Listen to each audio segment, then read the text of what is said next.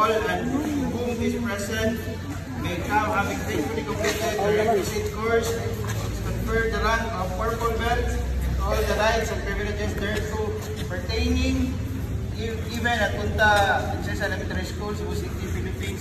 This 22nd day of June 2025, Sensei Angelito M.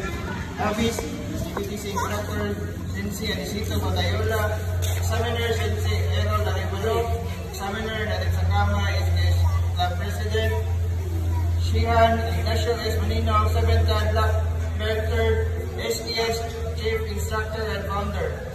Certificate of promotion for Purple Belt given to Nathaniel V. Avellano, Purple Belt.